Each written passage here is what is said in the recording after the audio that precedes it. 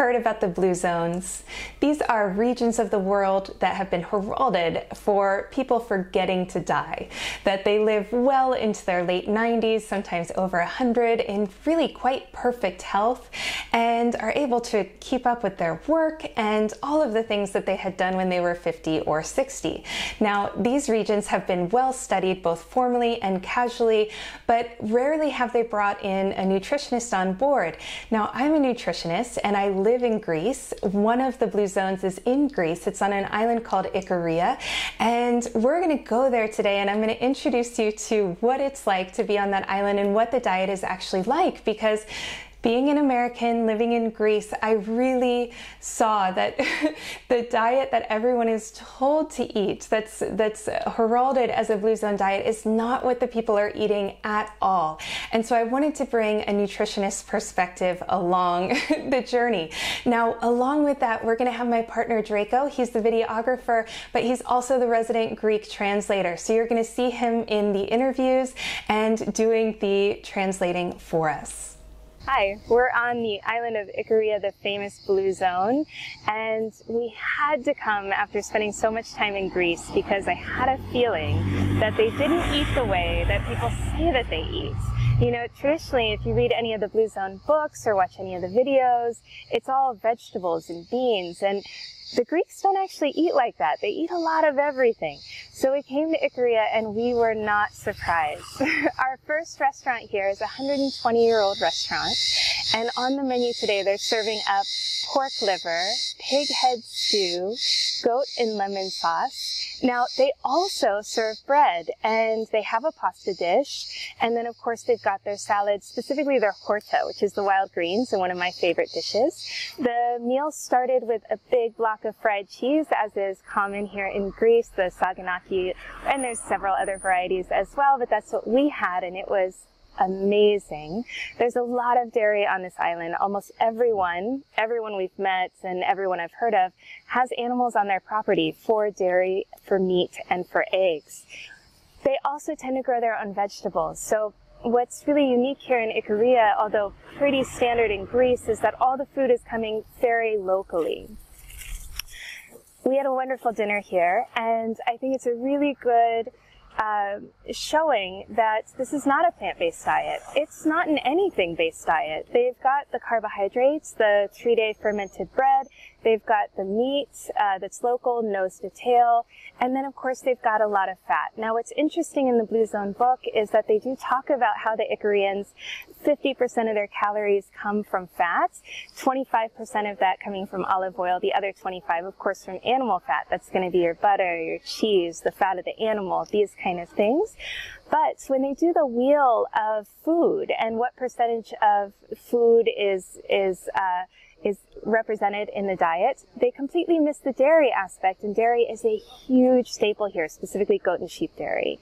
So I think as we continue our travels here in Ikaria, we're going to continue to find more of this equal balancing of food, very high fat, meat with each meal. We've interviewed several people, and everyone has said they eat meat on a daily basis. These are not tourists. These are people that live here and have lived here generationally their whole life, and their parents and their grandparents, and they eat meat every day. Now, what has changed here is the introduction of the nightshades, the solanines, the potato, the tomato, the eggplant, the bell pepper. Although when we think of a Greek salad, we think of tomatoes and cucumber and olive oil and feta. These are not traditional Greek foods. They were adapted about 100 years ago, and in some regions much less than that, about 50 years ago.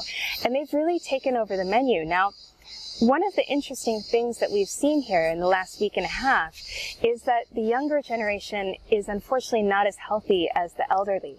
So the elderly are going around still working. In fact, the woman making our food tonight is 93 years old, and she's cooking up an organ meat stew, carrying it down the stairs in perfect health, still working full time. But the younger generation is not as healthy. We've talked to quite a few people in their 30s, 20s, and 40s, and they're dealing with the same health issues that we're seeing in the rest of the world. Everything from dyslexia and mental health issues to physical health issues, obesity and digestive issues, food allergies, psoriasis, these kind of things.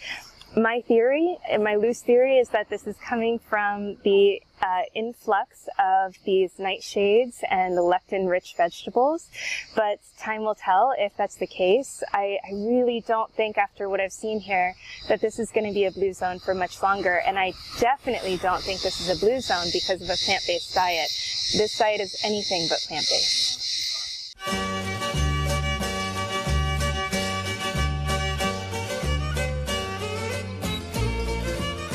So the Ikarians are known for enjoying their wine, and often daily, along with their cigarettes and all of these kinds of things. But what isn't known is that in the Mediterranean, and especially on this island, they are drinking a very different kind of wine. Now, I'm not a wine drinker. I actually don't even enjoy the taste of wine usually, but the Ikarian wine, it really should be called something else. Yes, it's made from grapes, but it's made in the old world way. It's still stomped, it's still fermented with wild yeast, and it's not pasteurized. It's low sulfate and all of the other good things. So when you drink this, it actually tastes more like some of the Russian fermented drinks that I've had that are non-alcoholic, more than a wine. It doesn't have any of the wine flavor to it, and you'll notice this color is really unique. It's quite thick as well. This wine is unfiltered. So we're really looking at a very probiotic, very low sugar wine. There's no sweetness to this at all. And I want to point out too, if you look around us, you'll notice we're on a big mountain here. This island is very mountainous, and so it's perfect for growing things like the wine, the grapes, these kind of things, and for the goats and the sheep. It's not great for large-scale farming. You're not going to see any big rice fields or cornfields, any of those kind of things here. You're going to see more small-scale farming because of the terrain. So yards are going to have little vegetable gardens and that sort of thing. We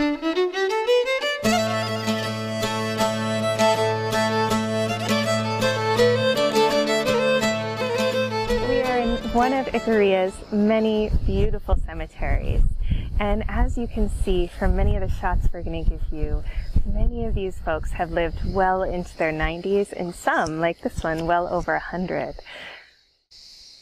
It's clear that people here on Ikaria live much longer than the rest of us. But what I think is far more important is their quality of life that they have throughout all of those years, especially their elderly years. These are not years full of illness and disability and difficulty. They're full of radiant health. These elderly folks are still working. They still have a purpose. They contribute to the family. And what a difference that is. Personally, having been through illness myself, I'm not looking for longevity. I am looking for feeling good today and every day of my life. And if that's a short or a long life, either is good to me as long as they feel radiant and healthy. But the people here seem to have fixed both of those. They've got the longevity plus the radiant health. And I think that's something we can learn from.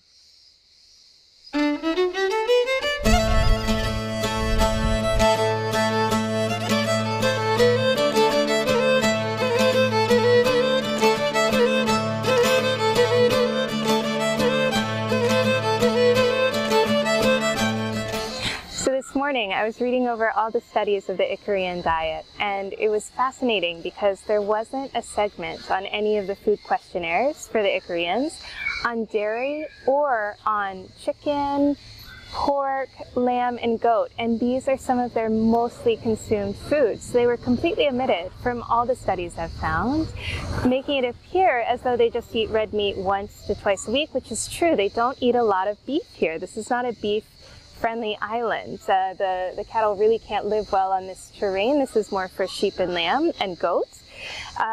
And you can really see it in all the menus. So as I look at this menu here, most of the appetizers are meat-based. You have chicken with sauce, sautéed pork, meatballs with yogurt dip, several different kinds of fried cheeses, tzatziki, which is a wonderful yogurt dish. And then you've got all the main dishes, which are all meat-based and seafood. Everything from fried whole fish to pork belly to a hamburger stuffed with cheese, of all things, and that's actually quite common here. So you can really see, even with the salads, a lot of the salads have meat or definitely dairy in them as well, and those are considered more of a side dish and appetizer. So from this, you can really see it's not a plant-based diet here at all, and I think we got the misperception that it was a plant-based diet because of things lacking on the food questionnaires given to the Ikarians. Nico, I'm going to ask you a few questions about what your diet is like every day, and generally for the people around you and your family and so on. What can you tell me generally about the Ikarian way of life as well? Okay. Let's start with that. Αρχικά όλοι οι Ικαριώτες έχουν τα δικά τους ζώα ή τους δικούς τους κήπους, παράγουν τα δικά τους λαχανικά, έχουν τα δικά τους ζώα. Το δικό τους κρασί εννοείται. Οι περισσότεροι έχουν τα κατσίκια τους, είναι τα γουρούνια, τα χοιρινά, πολλά πράσινα από το βουνό. Και τι μπορείς να μας πεις για τρόπο ζωής, δηλαδή μια ημέρα? Πιστεύω ότι μια κλασική μέρα για τον Ικαριώτη είναι να ξυπνήσει, να πάρει τον καφέ του πρωινό του, ας πούμε, να πάρει τις δουλειές του, στους κήπους του, στα ζώα του, να γυρίσει, θα φάει το μεσημεριανό του, ας πούμε. Θα συνεχίσει την υπόλοιπη μέρα του στο καφενείο ή να κάνει τη ζωή του πολύ πιο χαλαρά από ό,τι συνηθίζεται. Δηλαδή είναι χαλαρή η ζωή, ναι. Λίγο πιο ήσυχη, ας πούμε. Έχει τους δικούς της ρυθμούς η Ικαρία. Δεν είναι δηλαδή σαν τα υπόλοιπα μέρη, νομίζω. Ναι. Και τι μπορείς να μας πεις για τα φαγητά που, ας πούμε, θα τρώτε καθημερινά? Δηλαδή θέλουμε να ξέρουμε πόσες φορές την εβδομάδα θα τρώτε κρέατα και τι κρεατικά τρώτε, αν τρώτε. Τα κύρια κρεατικά που καταναλώνουν στην Ικαρία είναι το κατσίκι και το γουρούνι. Όπως σας είπα, λιγότερο οι αγελάδες. Είναι τα δύο κύρια που υπάρχουν στο νησί, ας πούμε. Πιστεύω ότι 4 με 5 φορές την εβδομάδα ο Ικαριώτης θα τρώει κρέας, ας πούμε, τις υπόλοιπες λαχανικά ή ψάρι. Πολύ κρασί, κόκκινο κρασί παραγωγής Ικαρίας. Νομίζω αυτό είναι το μυστικό τους. Εντάξει. Τρώνε δικά τους προϊόντα από τους δικούς τους κήπους, χωρίς φάρμακα. Τα ζώα τρέφονται καλά, δεν βασανίζονται, είναι ελεύθερα σε χωράφια. Νομίζω ότι αυτό είμαστε πλούσιοι. Και για τις εποχές αλλάζετε τα φαγητά που τρώτε κατά εποχή? Τα λαχανικά είναι της εποχής. Το χειμώνα, ας πούμε, δεν συνηθίζεται να τρώνε ντομάτες, ας πούμε, ή αγγούρια. Αυτά είναι καλοκαιρινά φρούτα. Το χειμώνα έχει πιο πολύ καρότα, κολοκύθια, λάχανα. Εντάξει, το κρέας είναι όλη την εποχή που ξέρουμε. Και για τυριά και... Τυρί, επειδή υπάρχουν πολλά κατσίκια στο νησί, ναι. Παράγουν δικό τους τυρί, η οποία λέγεται καθούρα, είναι παραδοσιακό τυρί. Νομίζω αυτό είναι το κύριο μας τυρί. Επίσης το παραδοσιακό φαγητό της Ικαρίας που είναι το σουφικό, το οποίο είναι όλα τα λαχανικά του κήπου. Ντομάτες, κολοκύθια, μελιτζάνες, πιπεριές, πατάτες, κρεμμύδια, τα οποία όλα αυτά γίνονται μαγειρευτό με κόκκινη σαλτσούλα. Αυτό είναι το παραδοσιακό φαγητό, είναι το σουφικό. Και τι ρύζια τρώτε και τέτοια? Νομίζω ότι δεν είναι κυρίως στη διατροφή ο υδατάνθρακας, δηλαδή υπάρχει προφανώς στη διατροφή, αλλά δεν έχει πρωταγωνιστικό ρόλο. Δηλαδή το κύριο είναι λαχανικά και κρέας, πολύ κρέας. Ναι, επίσης θέλω να πω ότι η διατροφή είναι ένας πολύ σημαντικός λόγος για το πώς ζουν οι Ικαριώτες. Βεβαίως υπάρχουν και τα θέρμα που είναι το ζεστό νερό, το οποίο κάνει πάρα πολύ καλό, είναι υψηλό σε ράδιο, οπότε πιστεύω ότι συνεισφέρει και αυτό. Και τα ζεστά, δηλαδή τα μπάνια που κάνουν ή ο άργυλος που βάζουν στο δέρμα τους, από πέτρες που ξύνουν και βάζουν τον άργυλο, δεν ξέρω αν έχετε ακούσει. Από την άλλη μεριά του νησιού, το χωριό τα Θέρμα, έχουν κάποιες πηγές οι οποίες είναι πάρα πολύ καλές όσον αφορά τις αρθρώσεις, την καρδιά, τον απνευστικό, κάνουν όλα αυτά πάρα πολύ καλό στην υγεία. Οπότε συν τη διατροφή, συν τα νερά, είναι ένας τρομερός συνδυασμός για να ζεις πολλά χρόνια.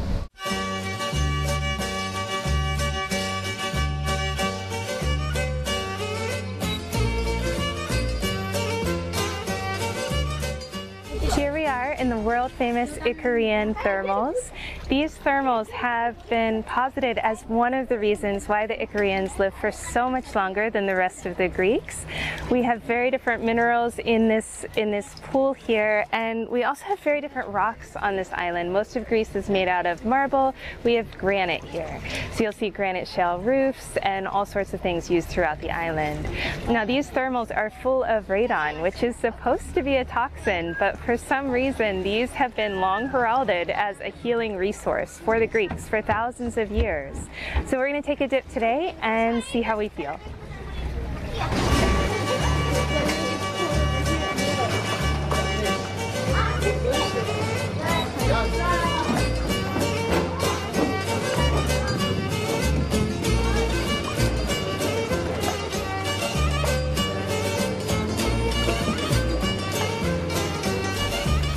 Thank you all for watching this video and invite you to please follow our channel and like the video down below. Just in conclusion, I want to really highlight that really no diet can claim the Ikarians, that they eat a lot of different foods. What they do that's so different and that I think is really impacting their longevity is the food preparation, the lack of food storage, that when they do eat things like tomatoes, they're only eating them for a few weeks in the summer. They're not processing them for year-round consumption, that they're really processing the breads and things like that appropriately. So they're doing the proper 72-hour ferment with gluten products, and that they are eating animal fat and animal meat with every single meal and each day. They are not shying away from dairy, from tallow, from pork. These things are eaten liberally. So I think it's really a combination of eating the fat-soluble vitamins found in those foods, along with the lifestyle aspects of a tight community, having a purpose, still working into your elderly years, that has maintained their wonderful health. I can't help to think either if the amount of sunshine isn't helping them either, because my goodness, are they getting a lot of that. Comment down below and let us know your thoughts. We're going to be doing a second part as winter comes along. We're going to go back and show you just how seasonal their diet really is in the blue zone of Ikaria.